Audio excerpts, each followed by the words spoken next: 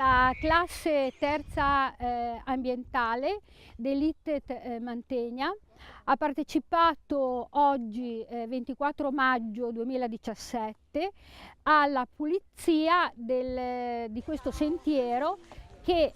partendo da Belfiore arriva sulla ciclabile degli Angeli.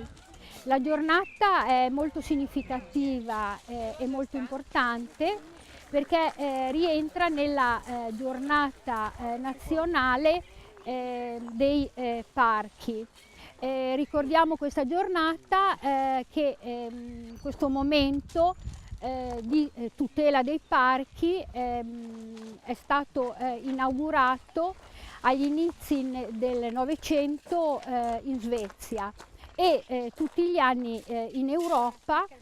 si ricorda e si festeggia anche questa giornata che è a tutela degli ambienti naturali. La nostra classe partecipa con entusiasmo anche perché facendo questo sentiero riusciamo a ripulirlo dallo sporco che purtroppo gli avventori lasciano durante il loro percorso. Abbiamo attuato questo progetto del Parco del Mincio appunto per anche sensibilizzare tutte le persone che appunto attuano questo progetto e puliamo appunto tutte le rive e i sentieri per poter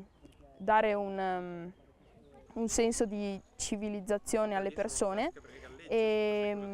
questo progetto appunto è molto importante anche per noi perché appunto noi facciamo l'indirizzo ambientale e spero che ci sia anche in futuro questa esperienza perché per noi è molto importante e ci permette anche di avere una capienza di esperienza per il nostro esame di quinta. Tutto questo non è fatto per sensibilizzare la popolazione di Mantova, diciamo, a trattare meglio l'ambiente in cui ci troviamo, che può sembrare di nessuno, però alla fine è di tutti. Ringraziamo anche i nostri professori che ci hanno dato l'occasione di partecipare a questa cosa abbastanza importante anche per noi perché è sempre una nuova esperienza e noi cercheremo di dare l'esempio agli altri e di non fare come fanno queste persone che lasciano oggetti per terra, buttano carte e robe varie.